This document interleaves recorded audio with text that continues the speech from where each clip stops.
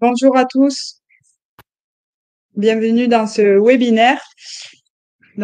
Pour parler de télétravail, merci de vous être inscrits aussi nombreux ce matin pour parler de la fin éventuelle du télétravail. Je vous présente Monsieur Jean-Claude Delgenne, qui est le fondateur président du groupe Technologia et qui va débattre aujourd'hui avec moi euh, sur va-t-on vers la fin du télétravail. La question qui nous occupe aujourd'hui. Merci à tous. Petite précision, nous vous enverrons les présentations. Elles seront disponibles à la fin du live. Vous pourrez les télécharger et nous répondrons à toutes les questions. Nous prendrons quelques minutes si le temps nous est donné pour répondre à vos questions. N'hésitez pas à les poser. Nous nous engagerons à y répondre ultérieurement. Donc, n'hésitez pas à poser vos questions par écrit. Merci beaucoup à tous d'être présents et je vais donner la parole à Monsieur Delgenne. Donc, va-t-on vers la fin du télétravail? Bonjour à tous. Dans un premier temps, on va en fait analyser la genèse du télétravail en France, puisqu'on peut vraiment parler d'une expérience sociale un peu inédite dans notre pays. Et ensuite, après avoir analysé ce déploiement du télétravail et de ses différentes modalités, nous verrons bien sûr la problématique des avantages euh, qui sont illustrés par cette méthodologie de travail, mais aussi on verra les inconvénients et ça nous permettra de situer la nécessité d'aller vers un nouvel équilibre, très certainement, en voyant, en analysant quelles sont les conditions de cet équilibre.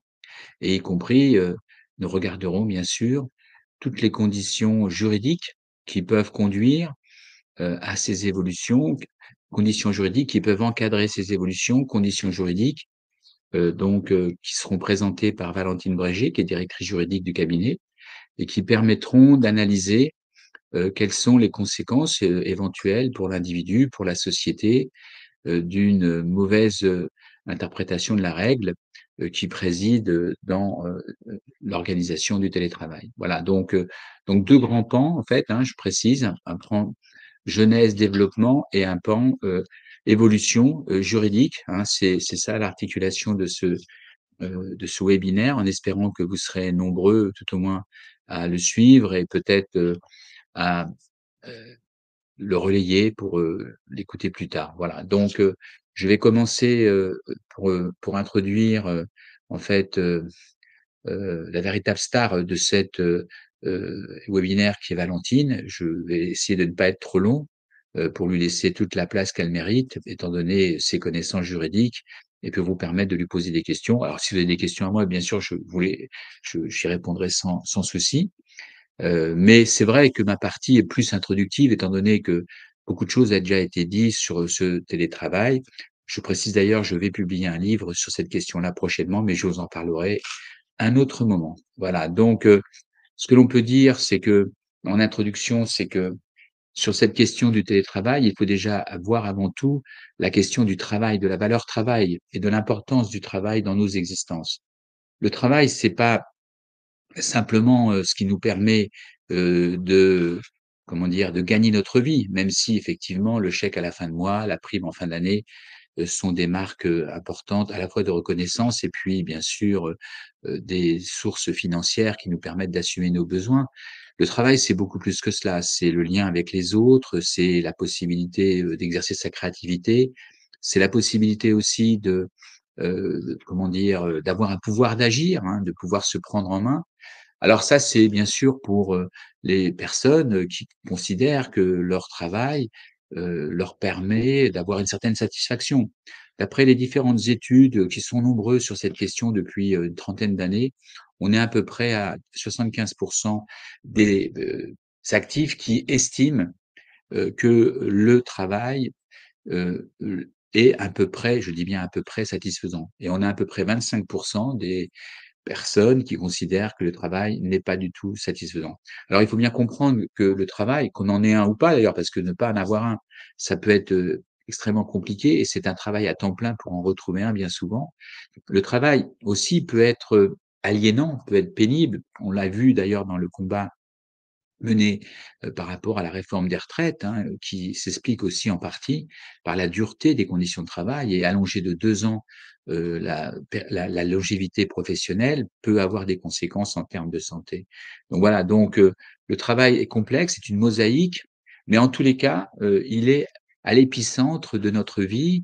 Il est, en fait, la maj il considère, on considère que l'on passe la majeure partie de notre temps éveillé au travail, donc c'est important de bien comprendre cette mutation du télétravail par rapport, je dirais, à ce que nous avions vu, jusqu'à présent. Voilà, donc alors une chose, hein, essentielle, c'est que cette valeur travail qui reste, quoi qu'on en dise, j'entends beaucoup de choses sur, la remise en cause du travail et cetera.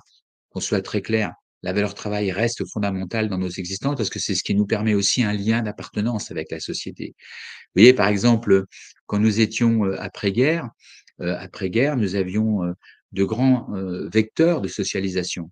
Par exemple, nous avions, l'Église catholique qui était, très, prégnante à l'époque dans la France rurale où les gens allaient à l'église, le dimanche matin. Nous avions, des grands partis politiques, la SFIO, le MRP, le PCF. Nous avions aussi une structure, géographique qui permettait, dans la France rurale, à l'ensemble des gens de se voir, de se rencontrer.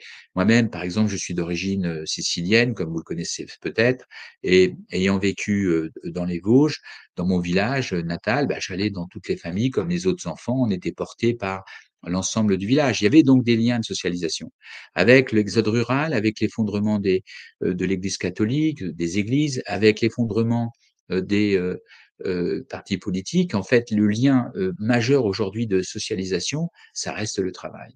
Alors le vrai problème, c'est cela, c'est, quand on n'a plus de travail, quand on est, désœuvré, on peut être dans la difficulté et aussi, autre aspect, quand on est en télétravail, est-ce qu'on est autant inséré qu'on le dit, que lorsqu'on est en présentiel? C'est une vraie question. Ce n'est pas simplement, je dirais superficiel, c'est une vraie question qu'il faut se poser, ce que l'on va aborder. Voilà, donc ce que l'on peut dire, c'est qu'avec, la, pandémie, a modifié, fortement la valeur travail au sens, positionnement des individus. Mais il ne l'a pas affaibli, je m'explique. Hem, Avec, la mise en place du confinement, on a eu une situation où a émergé ce qu'on appelle une dysrythmie sociale. Qu'est-ce que c'est qu'une dysrythmie sociale? Vous allez peut-être me le demander, donc je vais vous le dire. Une dysrythmie sociale, c'est en fait une désynchronisation des rythmes sociaux. Chacun des individus est en connexion avec des rythmes globaux, des rythmes sociaux. Chacun, par exemple, je suis venu ce matin en prenant le métro, j'étais un peu en retard, donc j'ai couru pour avoir le bon métro, et cetera. Voilà, donc il y a un rythme social qui est le métro et votre serviteur qui court pour avoir le métro. Vous voyez, donc c'est une articulation des rythmes. Et au niveau global, cette dysrythmie sociale, a provoqué un arrêt de l'activité, une mise en quarantaine de l'activité violente, hein, parce qu'elle a concerné notre pays, mais pas que notre pays. Et c'est la première fois au niveau historique qu'on a un tel gel de l'activité, des flux économiques, des flux sociaux, des flux humains. Donc c'est important de le dire, parce que premièrement, ce n'est pas forcément analysé encore parce qu'on n'a pas suffisamment de recul. Et puis, de dire aussi que, l'accélération des rythmes sociaux que nous avions depuis, en fait 2007, depuis la création des, iPhones, des smartphones qui permettent en fait de cannibaliser tous les temps de vie des individus. Par exemple, auparavant, bah, vous étiez au travail, vous étiez chez vous, vous preniez le transport pour venir à votre travail. Bon, vous étiez avec un livre, un journal, bon, on ne venait pas vous chercher pour votre travail. Aujourd'hui, le week-end, les vacances, les temps de transport, tard le soir, et cetera, on a une laisse électronique qui vient nous chercher en permanence et qui, en fait, étend avec une amplitude, la toute-puissance du travail. Donc ça, c'est important de le dire parce qu'en fait, en 2020, le 17 mars 2020, tout s'est arrêté et ces rythmes qui étaient accélérés depuis 2007 se sont arrêtés. Alors, il y a eu 2 grandes conséquences à cette dysrythmie sociale. La première, c'est que les gens ont perdu leur habitude, leur routine. Alors un grand nombre ont été en fait dans l'angoisse, dans l'anxiété, avec, des conséquences, peut-être, qu'il faut aussi, prendre en compte, sur, les passages à l'acte suicidaire qui ont été nombreux à cette période. Et puis 2e grande conséquence, il y a la révision de la valeur travail. Ça ne veut pas dire l'annulation, mais la révision. C'est-à-dire qu'un grand nombre des actifs se sont dit: «Je ne peux pas continuer à travailler ainsi, à perdre ma vie en la gagnant. Je ne peux pas continuer à être, dans une situation où je suis, ainsi, dans un travail subi». Voilà. Et donc cette remise en cause du rapport au travail, soit le travail lui-même, soit la manière de l'exercer, soit la géographie, pour l'exercer. Beaucoup ont quitté la région parisienne pour vivre, peut-être plus, je dirais, modestement, mais disons plus en rapport avec la nature. Ben, toutes ces conséquences ont eu comme, je dirais, que toutes ces évolutions ont eu pour conséquence de modifier le rapport entre les employeurs et les employés. Et c'est dans ce contexte-là, aujourd'hui, qu'il faut comprendre, y compris la question du télétravail. Le télétravail, c'est pas simplement, encore une fois, je travaille chez moi. C'est un rapport global entre les employeurs et les employés. Aujourd'hui, par exemple, les entreprises qui recrutent, des jeunes sont, vraiment dans une difficulté quand elles refusent le télétravail parce que les jeunes ne viennent pas. Vous voyez? Donc c'est un rapport global qui structure toute la société. Et le télétravail rentre dans ce schéma. Je tenais à le dire en introduction, qui est un peu longue, mais qui est nécessaire, pour que chacun puisse comprendre dans quel monde on est, y compris quand on parle de la fin du télétravail, parce que c'est vraiment cette dimension-là qu'il faut prendre en compte. La fin du télétravail n'est pas, aussi, évidente, parce que justement le rapport de force entre les employeurs et les employés s'est largement inversé au profit des employés qui ont décidé de réviser les conditions, qu'ils avaient, dans l'offre de travail, en étant beaucoup plus exigeants, en étant, plus, regardants, parfois, en quittant même, je dirais leur travail, hein. Il faut savoir que, par exemple, l'année dernière, en 2022, donc il y a quelques mois, nous avons connu un pic de démission qui est de 2 500 000 ruptures de CDI, hein. Donc vous voyez, c'est énorme. C'est-à-dire que globalement, il y a une volatilité des relations de travail aujourd'hui, qui, encadre donc la question, du télétravail. Alors, hem ayant dit, tout cela, je ne veux pas être trop long parce qu'il faut que je laisse la place aussi, à madame Brégier, la véritable star, de ce webinaire. Mais, heu heu, la je voulais dire aussi, aussi compléter une chose qui est importante dans ce contexte, c'est le fait que la France a beaucoup de retard en matière de conditions de travail. Le pays, en fait, n'a pas vraiment un regard critique sur les conditions de travail. Heu, Heureusement, des chercheurs, des universitaires, des gens qui, en fait, se coltinent cette difficulté, ont pu, depuis maintenant une vingtaine d'années, regarder, le prisme des conditions de travail en France à travers les lunettes, européennes, pour nous comparer, pour nous permettre, de voir ce qui va pas. Vous voyez? Parce que pour connaître, il faut comparer. Et là, ce qu'on peut dire, c'est qu'on est vraiment très en retard. Alors, je vais vous donner quelques études que vous pouvez approfondir. Tout ce que je vous dis, ou écris peut être vérifié, assez facilement, en cherchant, à la limite, pour ceux que ça intéresse, on vous donnera les sources. Alors la première grande étude, que je voudrais citer, il y en a beaucoup, hein, il n'y a pas simplement celle que je vais vous donner, il y en a beaucoup, montre que, en 2004, l'étude d'Interheart, qui est une étude qui a été menée par, des, médecins, des cardiologues et comment dire? À l'époque, cette étude a été largement, mis en débat par la Fédération française de cardiologie. Eh bien, cette étude a montré l'impact du stress, professionnel, du stress chronique, hein, professionnel sur la santé. Ce que l'on peut dire globalement en 2004, et c'est largement peut-être aggravé depuis, c'est qu'on a à peu près 4 000 morts, 4 000 décès dus au stress, chronique sur le plan professionnel dans notre pays. Vous voyez, c'est quand même pas rien. 2e étude, celle du Lancet qui est de 2015, qui a montré que lorsque vous travaillez plus de 55 heures par semaine, et ça va vite 55 heures, hein, c'est pas il y a beaucoup de gens qui sont à peu près à cette hauteur-là, en particulier les cadres, eh bien, vous êtes en risque de, comment dire? De faire un AVC, ou un infarctus, aggravé. Vous voyez? Donc un tiers de risque d'AVC en plus, ce qui est beaucoup, hein. Un tiers, et ce que on voit, en fait, je dirais les conséquences en termes de santé. Dernièrement, alors 2 études très récentes, une étude du 21 novembre 2021, l'étude européenne Eurofound. Alors l'étude européenne, c'est une étude qui reprend 36 pays en Europe, c'est une Europe élargie et qui analyse, en harmonisant, bien sûr les conditions d'analyse, les conditions de travail dans tous ces pays. Eh bien, sachez-le, la France est située au niveau de l'Albanie en matière de conditions de travail. Ce n'est pas une blague, c'est la vérité. Alors bon, peut avoir un regard critique sur l'Albanie, mais en fait, il faut bien savoir, c'est que notre pays qui je dirais, se présente comme le pays du luxe, le pays, je dirais, du tourisme, le pays des droits de l'homme, est très en retard pour traiter les salariés en ce qui concerne les conditions de travail. On est à peu près à 40 des salariés qui sont ce qu'on appelle dans un travail tendu, c'est-à-dire un travail où globalement, il manque des moyens, il manque du temps pour pouvoir assumer les tâches qui leur sont confiées.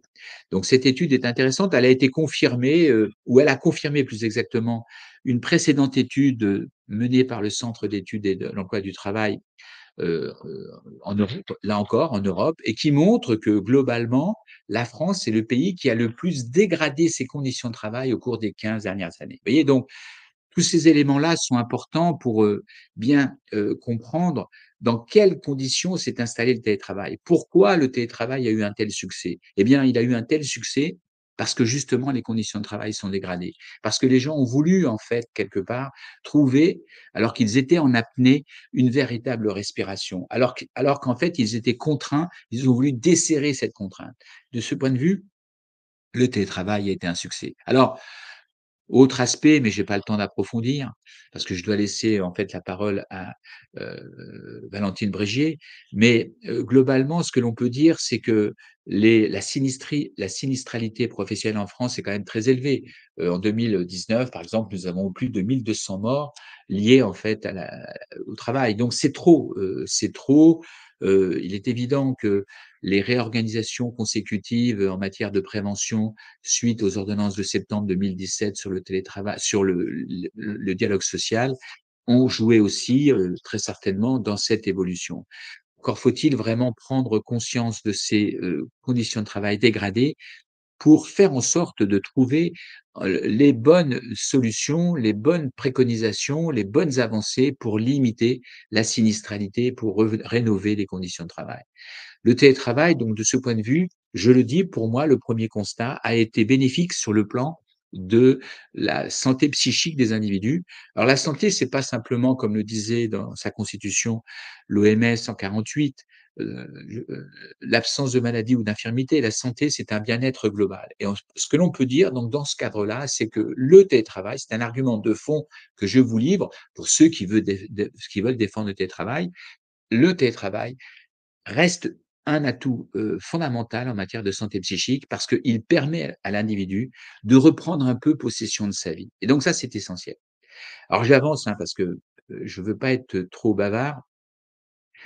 Le télétravail donc a permis, c'est un, je dirais, un constat que l'on peut faire rapidement, heu, en fait, à l'économie de se maintenir. Alors, il y a eu effectivement le gouvernement qui a mis en place un programme économique de soutien, quoi qu'il en coûte. Sur le plan économique, on peut dire qu'il n'y a pas grand-chose à dire, si ce n'est que ça a été efficace.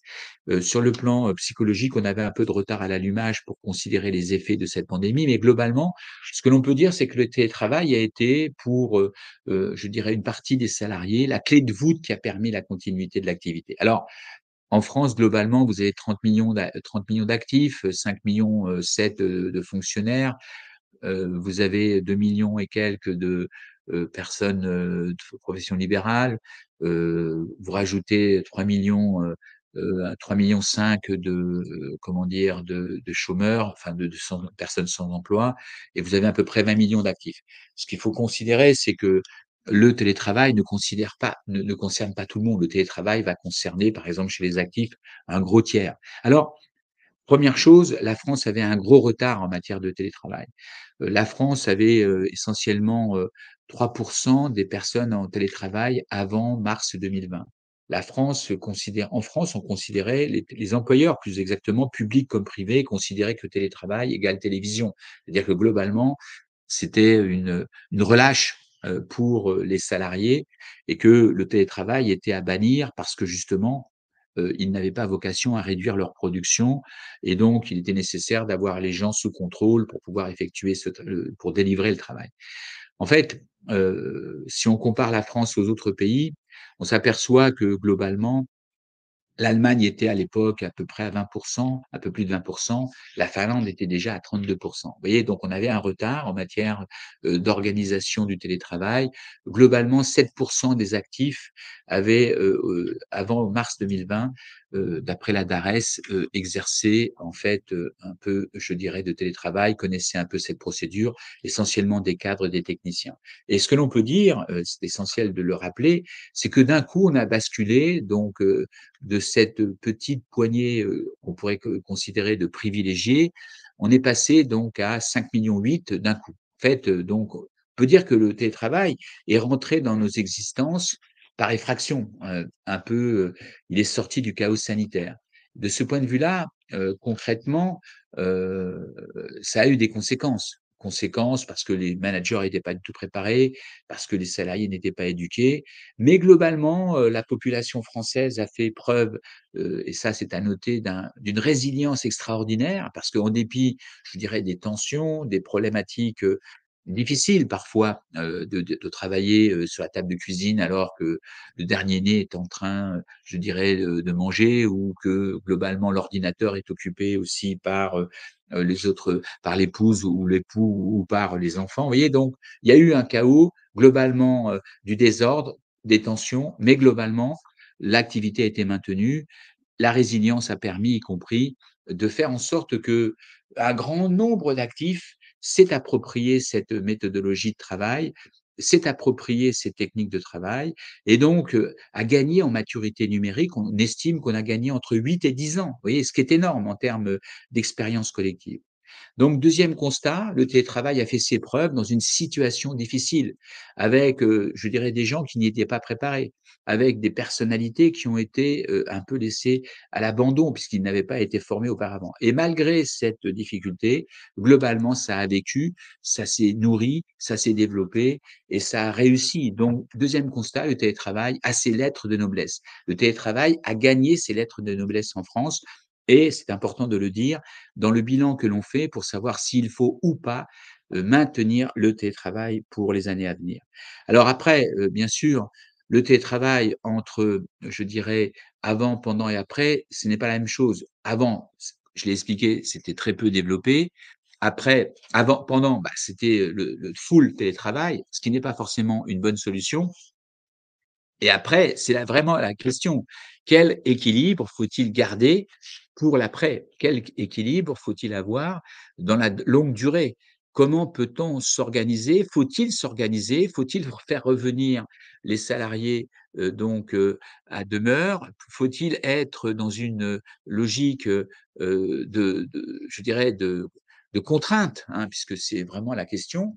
Parce qu'il y a, il faut bien le savoir, une demande, forte de la part des salariés de maintenir, le télétravail, qui était une revendication historique d'ailleurs des organisations syndicales. Les organisations syndicales ont depuis maintenant, je dirais l'apparition, en 2001, de ces modalités de travail, ont toujours demandé à ce que, le télétravail fasse l'objet d'une négociation et d'une extension.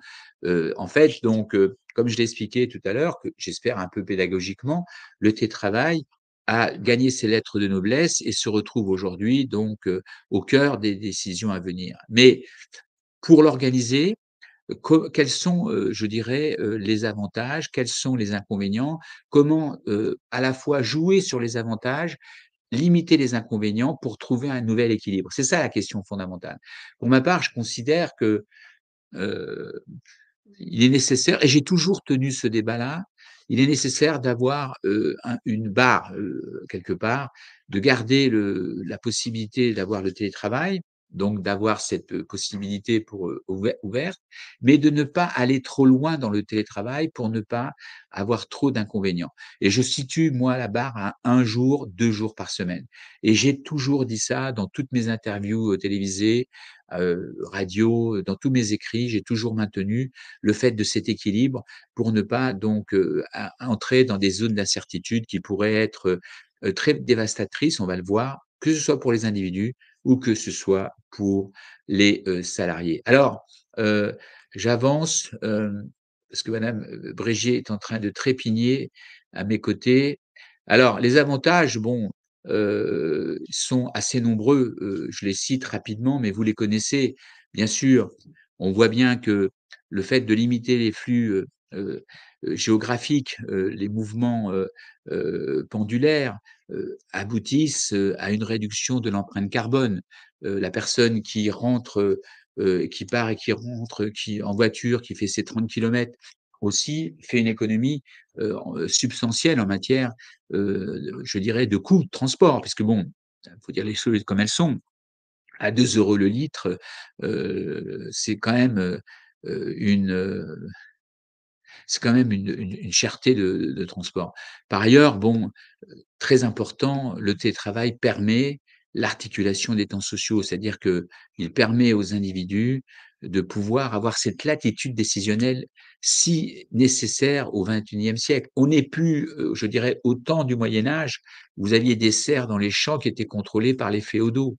On n'est plus, dans les grandes usines, que dénonçait, en fait, Chaplin dans les temps modernes, hein, où tout était contrôlé, dans un taylorisme, échevelé. Non, on est dans un univers de l'économie de la connaissance. Alors même si effectivement l'industrie garde toute son importance, hein, je ne suis pas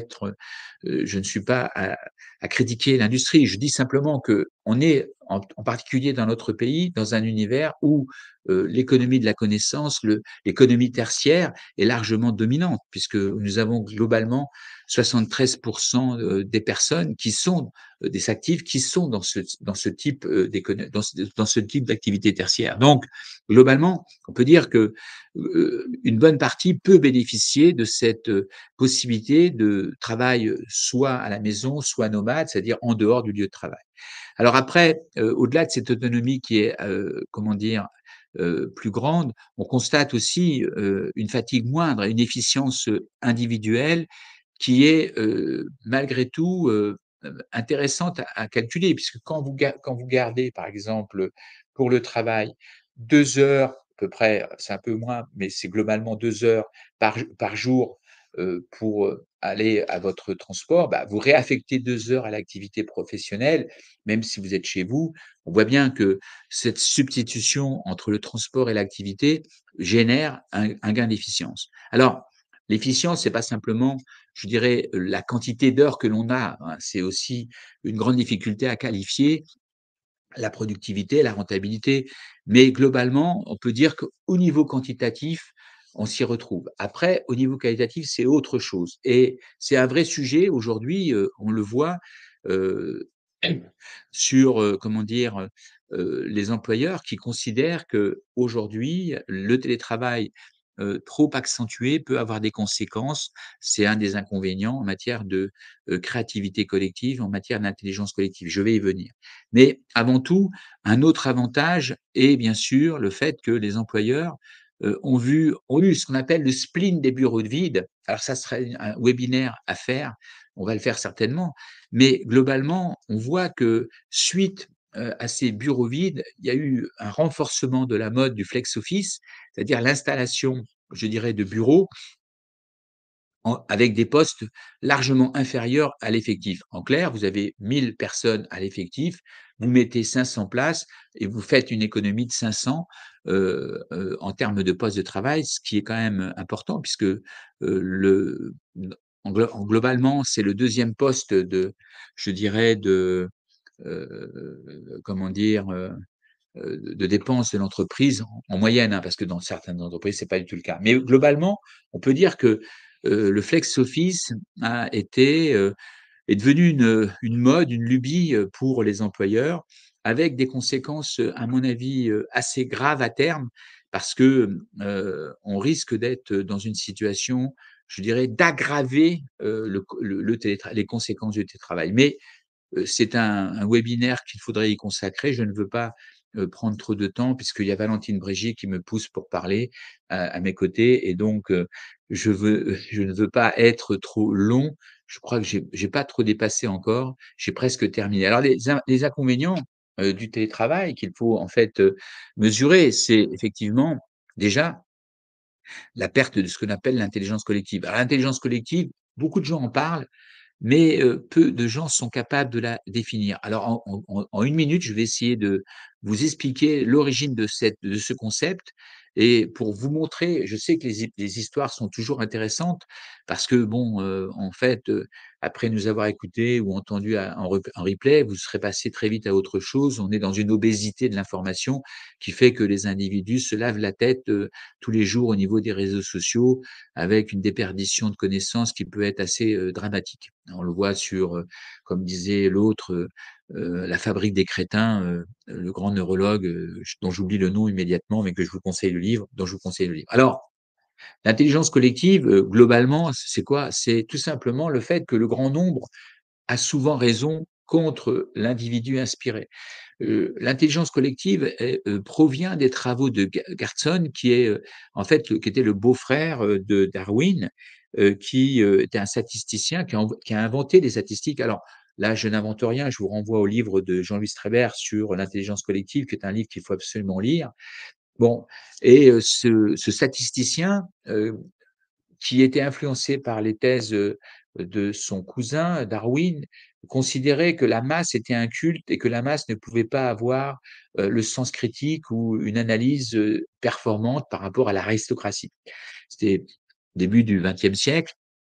La démocratie n'était pas encore vraiment installée de manière définitive en Angleterre, et donc on avait encore des relents de la vieille Angleterre portés par les aristocrates rancis. Bon, et globalement, un jour, il va donc dans une foire agricole, et au cours de cette foire agricole, il y avait une grande loterie qui était en fait organisée par un hobereau du coin, et l'idée c'était d'essayer d'estimer globalement le poids d'un bœuf. Bon, les personnes devaient mettre quelques sous, ils avaient un ticket, et en fait, à partir de là, heu, ils donnaient, je dirais, leur estimation, et après, on désignait le vainqueur qui était celui qui trouvait le poids du bœuf.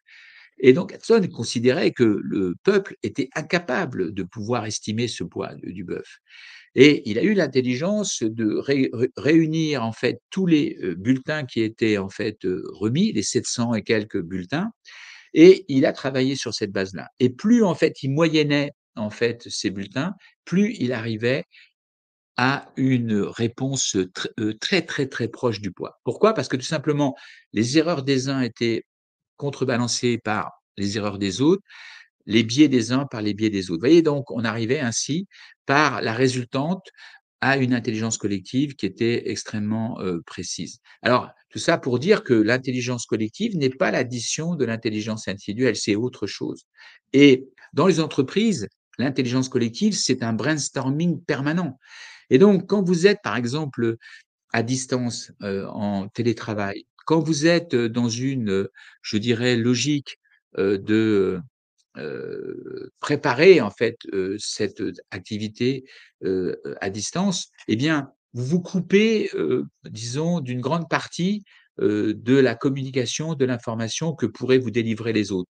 Imaginez simplement, vous êtes avec une dizaine de personnes en réunion, et une dizaine de personnes, la même chose en télétravail. Quand vous êtes en réunion, par exemple, là, vous tenez un propos et puis une personne lève les yeux au ciel. Bon, elle lève les yeux au ciel, elle signifie un agacement, elle signifie en fait une interrogation.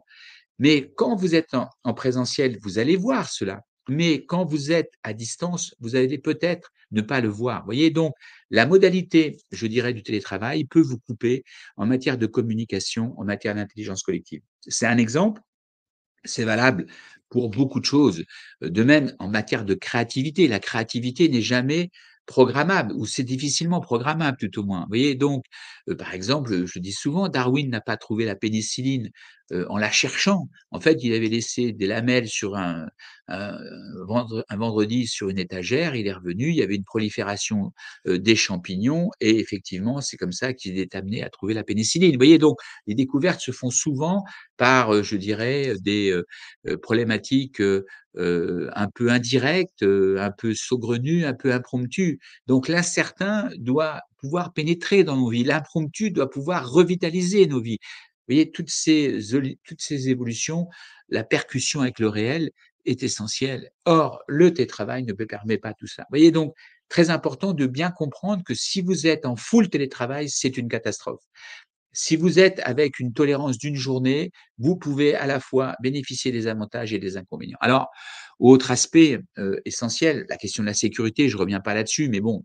Et puis, parce que bon, quand vous êtes avec une multitude de connexions, sur des ordinateurs, vous avez plus de facilité de pénétrer le cœur du système, les serveurs et cetera. Après, autre aspect, la question de la défense collective. Aujourd'hui, on le voit avec les remontants du personnel, nous, on travaille beaucoup, avec les remontants du personnel. On a une situation, de difficulté à être en connexion avec les salariés parce que ces derniers sont souvent, tout simplement éloignés. Quand vous êtes, à la défense, par exemple, je me suis occupé, il y a 1 an et demi, de l'appel d'offres, enfin, on avait gagné l'appel d'offres Veolia-Suez. Quand Veolia a fait son OPA sur Suez, on a conduit cette grande mission. J'allais très régulièrement à la défense.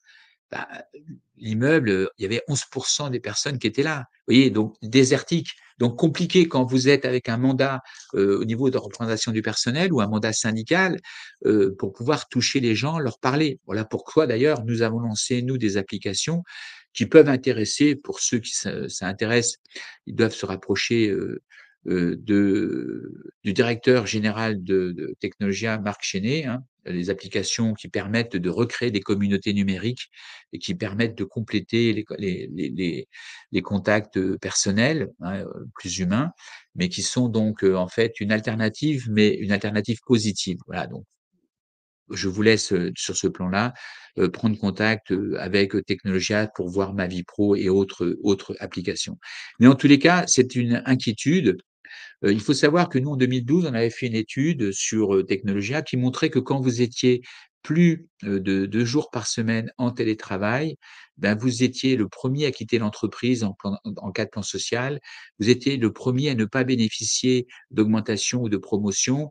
En fait, quelque part, dans les 2 ans qui suivaient la mise en place de cette possibilité de télétravail, bah, vous quittiez l'entreprise. Vous aviez une distanciation, du lien entre l'employé et le cœur de la décision de l'entreprise. Pourquoi? Bah, tout simplement parce que la personne en télétravail n'a pas la possibilité d'influer, je dirais, le cœur de la décision. Elle est moins là présente, elle est moins, dans les situations stratégiques, elle est moins, disponible et en fait, bah, les bonnes occasions, les bonnes opportunités, lui passent sous le nez et puis, globalement, on le voit, lorsqu'il y a des décisions, à prendre, loin des yeux, loin du cœur, les personnes en sont plus victimes. Donc, pour les salariés, réclamer le full télétravail ou 4 jours par semaine, comme je le vois dans certains accords, c'est une hérésie. Attention, protégez-vous. Enfin, un aspect essentiel, avant de laisser la parole à Valentine Prégier, qui est aujourd'hui à mes côtés et qui attend impatiemment de pouvoir vous parler,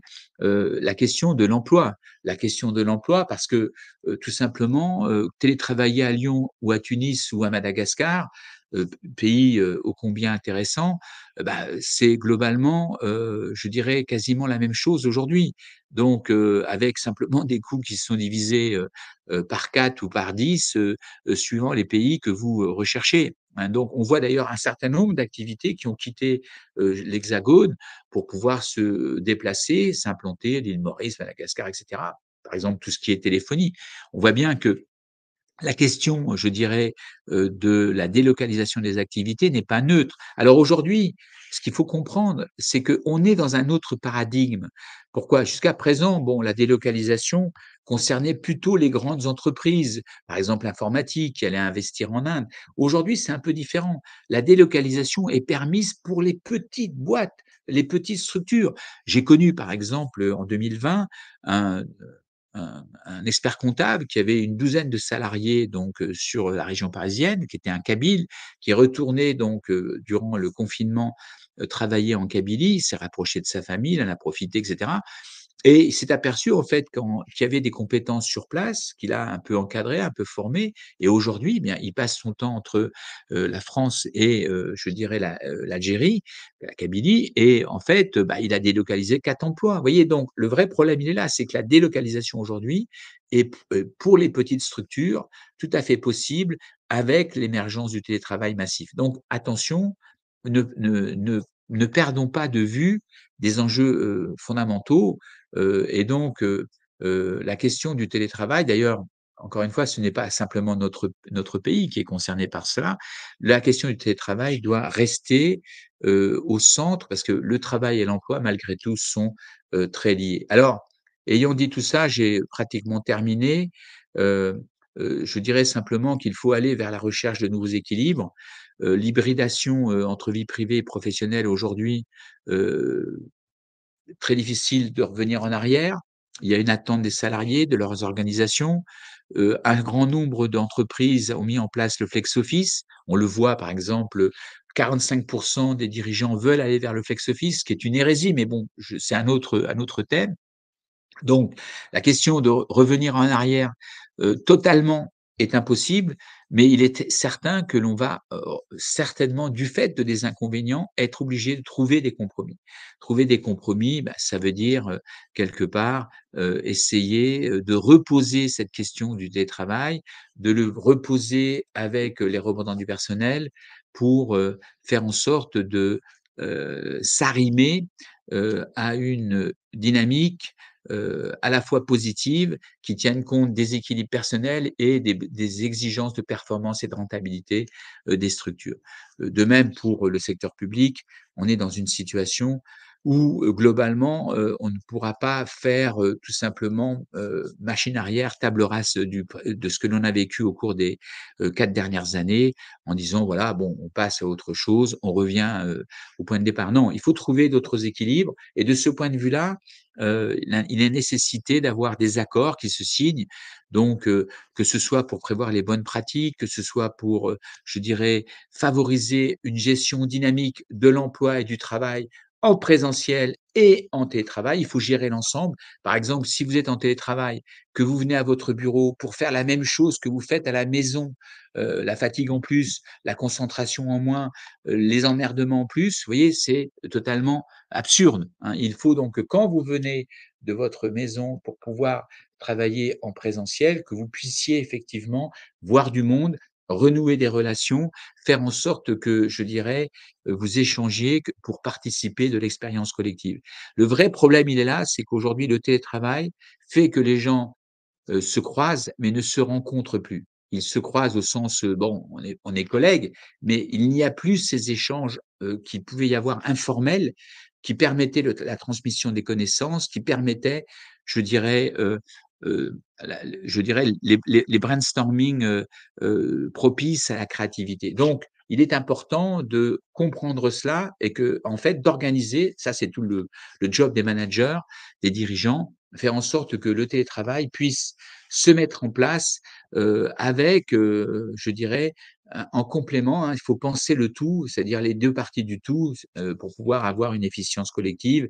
Penser le télétravail avec le travail en présentiel en même temps et ne pas simplement répéter le télétravail en présentiel.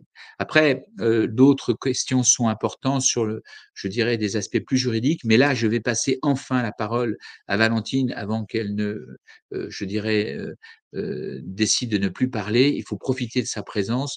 Je laisse donc Valentine continuer, pour ce propos et puis, bien sûr, après, s'il y a des questions, surtout pour elle, hein, je pense, je répondrai, à celles-ci. Voilà. Merci beaucoup de votre écoute et je laisse la parole à madame Valentine Brégier, la guest star de ce webinaire. Merci beaucoup, Jean-Claude, pour cet exposé extrêmement intéressant et enrichissant, et puis pour ce partage équitable de la parole. Je te remercie. Euh, alors, effectivement, on va parler de l'approche juridique, euh, donc du télétravail. Euh, alors, j'essaye de mettre ma présentation, je suis désolée, mais on va venir m'aider, peut-être. Alors, concernant le cadre juridique, on va revenir dans un premier temps donc sur la mise en place, qui a tout d'abord été facilitée, par les diverses interventions législatives. Hem, donc, pardon, excusez-moi, je fais défiler, voilà, qui ont été, facilitées par les différentes réformes dernièrement, notamment des ordonnances, de 2017. Alors, ce qu'on peut, remarquer dans la mise en place, c'est qu'il y a une véritable recherche de souplesse par rapport à la mise en place de ce télétravail, puisqu'il peut être mis, en place par simple accord, heu, verbal, mail, du salarié et de l'employeur, mais également par accord collectif ou charte unilatérale élaborée par l'employeur dans l'entreprise après un avis du CSE. Alors si on peut, féliciter, cette recherche de souplesse dans la mise en place. On peut quand même, conseiller aux différentes entreprises qui souhaitent mettre en place ce télétravail que déjà au niveau juridique, il est bon d'avoir un accord collectif qui prévoit les différentes hypothèses, notamment de retour au travail, de gestion du télétravail en entreprise. Car ce qu'on va, bien évidemment, dérouler le panorama juridique, on va voir que la présence d'un accord collectif et d'une charte élaborée de manière détaillée peut protéger l'entreprise par rapport à différents contentieux et différentes problématiques qui peuvent se poser. Alors, les droits des salariés, sans revenir, on va dire, de manière très approfondie, des salariés en télétravail, ils bénéficient bien évidemment des mêmes droits, que les salariés qui sont en présentiel. Le salarié donc, peut, demander à l'employeur, de sa volonté de se mettre en télétravail ou d'avoir des jours, de télétravail. L'employeur peut refuser mais doit, à ce jour, motiver la réponse, motiver son refus. Donc c'est une garantie également pour le salarié qui souhaiterait, manifester son intention de télétravailler. Le refus de télétravailler, inversement, ne peut pas être un motif de rupture pour appuyer un licenciement de rupture, un licenciement du CDI par l'employeur. Ça, c'est extrêmement important. Le fait de refuser de télétravailler ne peut pas engendrer, quelconque motif disciplinaire, en la matière et c'est précisé, donc je vous ai mis les références juridiques par l'article 1222-9 du Code du travail. L'autre avancée de 2017, c'est évidemment, la présomption d'accident de travail concernant les télétravailleurs. On a souhaité, mettre en place une protection, concernant les accidents de travail des télétravailleurs et donc aujourd'hui, lorsque l'accident se produit en télétravail pendant et sur le lieu du travail, il est présumé accident du travail. Alors, justement sur cette volonté de présomption d'accident du travail, ce qui est intéressant de souligner donc par la jurisprudence, je vous ai mis une cour d'appel donc d'Amiens, une décision de la cour d'appel d'Amiens du 15 juin 2023 qui concerne une agente CPAM qui est victime d'un accident de travail. Cet arrêt, rappelle, le fait que lorsque l'accident de travail du salarié en télétravail se produit en dehors du lieu ou du temps, heu, c'est à la victime de prouver, le caractère professionnel de cet accident. Là, en la matière, cet arrêt est intéressant puisque cet agent CPAM avait eu un accident donc, le 30 juillet 2020 à 16h02 après avoir pointé en déconnexion sur son ordinateur à 16h01. Cependant, elle ne s'est présentée à l'hôpital et a été hospitalisée le même jour qu'à partir de 17h51. Heu, donc là, la cour d'appel, en a déduit, dans un premier temps, que c'est bien à la victime d'apporter donc la charge de la preuve de la matérialité du fait accidentel.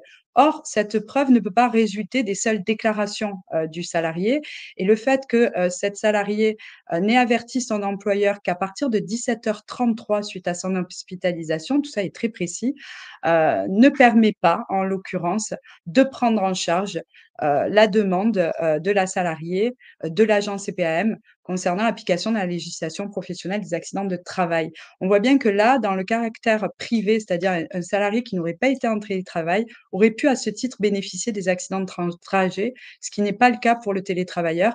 Là, il y a une exclusion dans la mesure où c'est tout de suite en dehors du temps de travail. Elle avait déconnecté à 16h01, à 16h02, elle a eu un accident. Elle doit apporter la preuve de cet accident et autrement que par ces seules déclarations. Ce qui reste quand même très compliqué pour un salarié lambda, du coup, et bénéficier de la législation. Un même arrêt peut être soulevé par la cour d'appel de Saint-Denis du 4 mai 2023, où là, un télétravailleur est sorti dans la rue après avoir entendu du bruit et après avoir été déconnecté de son travail pour voir ce qui se passait. Il a reçu finalement un poteau suite à un accident avec un camion sur la tête, ce qui lui a provoqué un traumatisme crânien. Et là, encore une fois, la cour d'appel a refusé la prise en charge de cet accident en matière de législation des accidents de travail en jugeant qu'il ne se trouvait pas dans l'ère d'autorité de son employeur, dès lors qu'il ne relevait pas de sa mission inhérente au contrat de travail d'aller identifier l'origine de la panne informatique. Il n'était donc plus en travail, ni sur le lieu, ni en temps de travail. Il n'a pas donc été pris en charge concernant la législation des accidents de travail. Pour remarquer que là, du coup, il y a une appréciation très stricte des juridictions qui, encore une fois, concernant les salariés qui ne sont pas au télétravail, dans les mêmes situations, auraient pu bénéficier de cette législation protectrice. Alors, pour les durées maximales en télétravail, un arrêt de la cour d'appel, de la cour de cassation, pardon, avec sa chambre sociale, donc du 14 décembre 2022, a, a érigé en principe le fait que les durées maximales et le contrôle de ces durées maximales, quand bien même le salarié serait en télétravail, c'est à l'employeur qui revient d'apporter cette preuve. Là, en l'espèce, un salarié qui travaillait 2 jours par semaine sur site et 3 jours par semaine en télétravail avait malheureusement perdu la vie dans un accident de la route sur le trajet le reliant à son domicile, à son lieu de travail. Ses ayants droit ont saisi la juridiction prud'homale en paiement d'heures supplémentaires non rémunérées, mais également pour violation du droit à la vie privée et du droit au repos. La cour d'appel, qui avait débouté dans un premier temps les ayants droit de la victime, en se fondant sur le fait que ce salarié bénéficiait de 2 jours de travail et avait beaucoup d'autonomie dans la gestion de son temps de travail. La Cour de cassation, bien évidemment, en a décidé autrement. C'est à l'employeur que revient la preuve du respect des seuils et des plafonds, notamment en matière de durée maximale du travail, et donc à conclure que même lorsque le salarié effectue son travail en télétravail, eh bien, c'est bien à l'employeur de prouver le respect de ces durées maximales.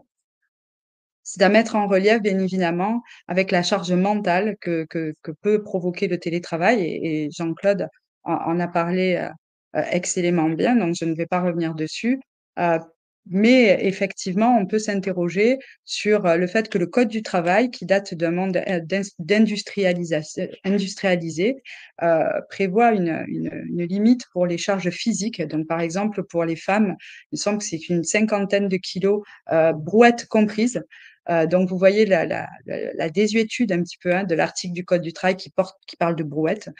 C'est assez, significatif et rien n'est dit sur la charge mentale, c'est-à-dire combien je reçois de mails par jour.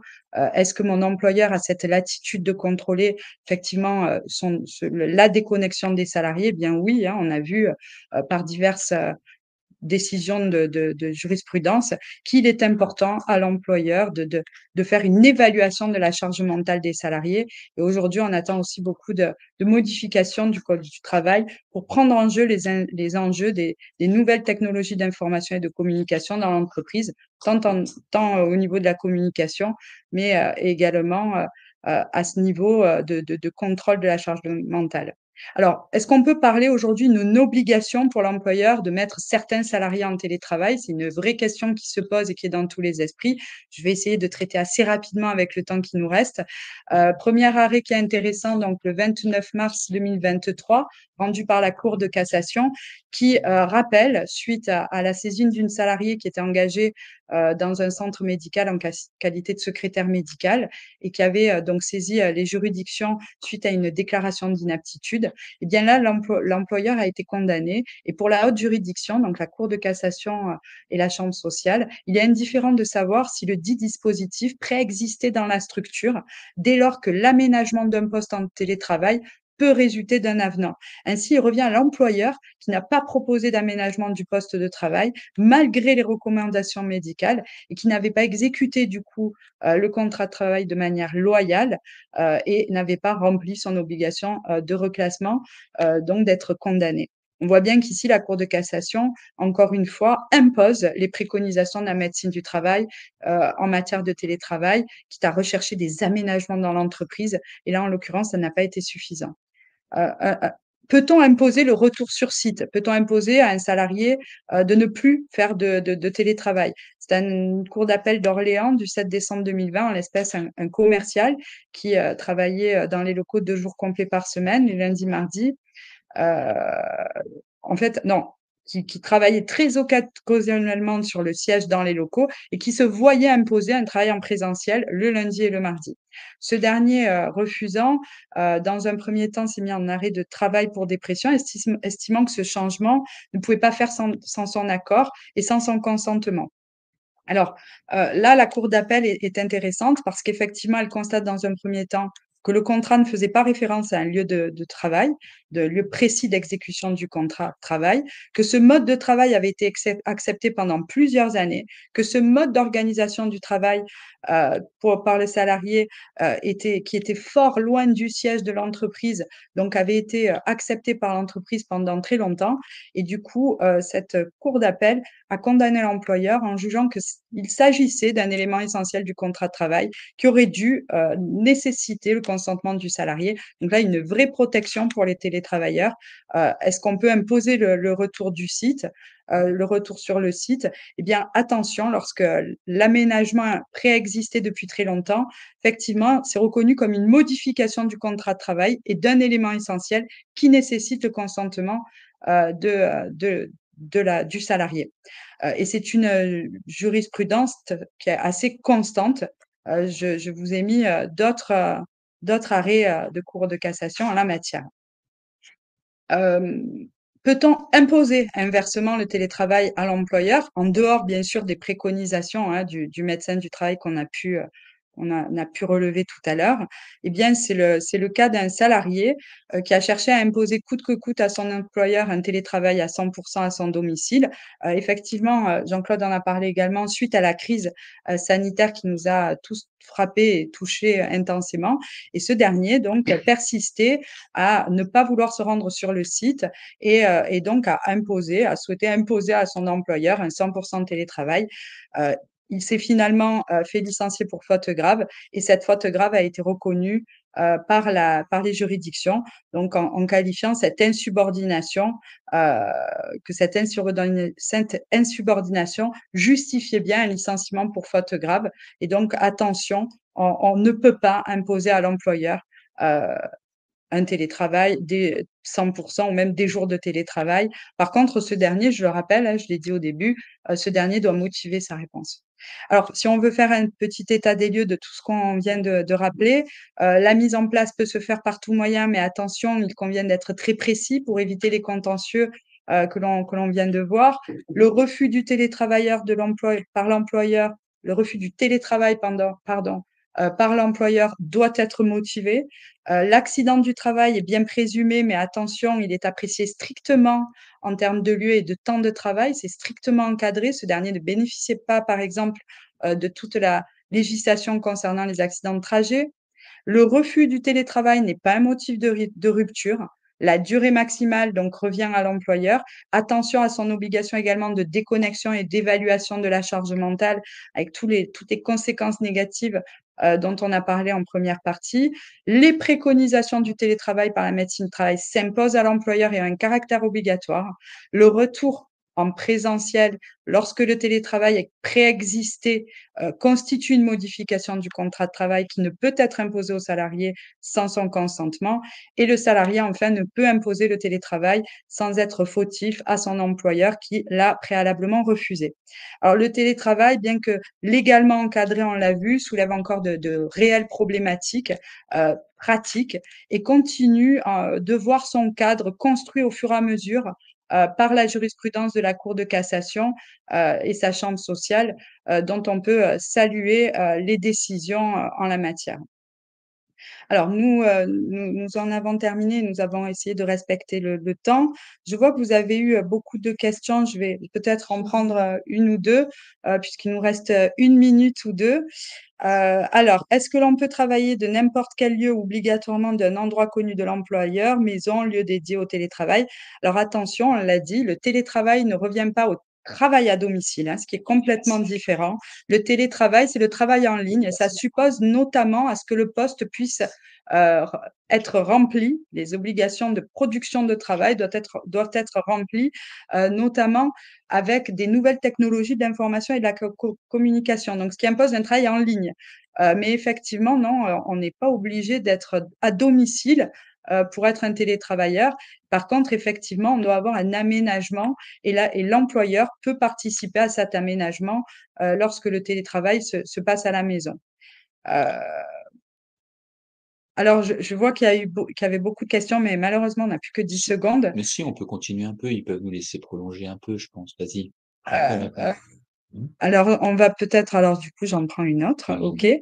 La reconnaissance accident du trajet est-elle donc exclue pour le télétravailleur? Alors, complètement exclue. Je vous l'ai dit.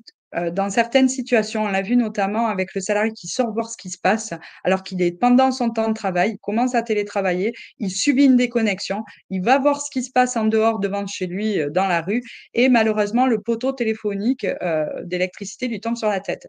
Il n'a pas bénéficié de la législation d'accident de travail parce qu'il s'est déconnecté, il n'était pas en situation de travail. Et on le voit aussi pour l'agent CPAM qui s'est déconnecté à 16h01 et qui dit avoir eu un accident à 16h02, qui n'a pas pu apporter la preuve de cet accident, notamment dans les escaliers en sortant de sa pièce de télétravail. Donc effectivement, là, complètement exclu l'accident du trajet pour les télétravailleurs, ce qui bien évidemment est une perte de couverture pour le salarié et qui est strictement appréciée par les juridictions. Alors, le PDF de l'exposé, effectivement, pourra être téléchargé et beaucoup de remerciements donc, pour Jean-Claude Delgenne qui a fait une magnifique présentation. Euh, Bravo à lui. On te félicite dans les commentaires. Je ne fais que relayer. Euh, alors, on imprimera toutes ces questions et on vous répondra individuellement. Euh, alors, par exemple, sur le retour sur la rentabilité de l'activité en télétravail ou le salarié plus productif ou moins productif, je pense qu'effectivement, il y a une volonté de l'employeur de contrôler l'exécution du travail et il y a un esprit de contrôle, on va dire, effectivement, Jean-Claude en a parlé, sur un travail d'exécution. Donc, on contrôle l'exécution du travail. Là, en télétravail, effectivement, ça suppose un contrôle sur la prestation de travail terminée, c'est-à-dire qu'on livre une prestation de manière autonome. C'est bien évidemment les emplois intellectuels du savoir, mais on n'est plus dans le contrôle de l'exécution tout au long du contrat de travail, comme on l'a connu dans un monde industriel. Et c'est peut-être ça aussi qui peut réfréner quelques employeurs et quelques salariés également qui ont besoin de contact humain, puisqu'effectivement, aujourd'hui, on a un phénomène de déshumanisation et de désengagement dans les entreprises euh, dont il faut veiller. Et bien évidemment, le télétravail ne doit pas accentuer ce phénomène et doit au contraire être un lieu de maintien de liens humains. Et comme l'a dit justement Jean-Claude, d'intelligence collective, si possible, dans ces grands moments de réussite. Alors, je vais m'arrêter là puisque quand même on dépasse un petit peu. Je vous remercie. Vous étiez nombreux à participer en ligne. Vraiment, nous vous remercions pour votre participation. Vous pourrez regarder ce webinaire, donc cette conférence en ligne en replay. Nous répondrons entièrement à toutes les questions qui se poseront par écrit. Je remercie encore une fois Jean-Claude Delgenne qui va vous dire au revoir et je vous dis à très bientôt pour le prochain webinaire qui est le 24 octobre où nous allons parler de la défense des intérêts des salariés par le CSE et par les organisations syndicales de manière stratégique. Donc, je vous invite à vous inscrire à ce webinaire du 24 octobre qui est présenté par Technologia et que je me ferai un plaisir d'animer. Merci beaucoup à tous et je vous dis à très bientôt. Et bonjour à tous et au revoir. Donc, en espérant que on pourra se retrouver prochainement pour, d'autres échanges. Voilà, bon, la question du plaisir est important. Voilà, le plaisir d'être ensemble, d'échanger, de créer, de se libérer. Voilà, donc ça, c'était au cœur de notre projet aujourd'hui, hein. Donc retrouver le plaisir au travail pour pouvoir effectivement façonner vos existences. N'hésitez pas à revenir vers nous en tout cas. Allez, bonne journée, au Merci, revoir. au revoir.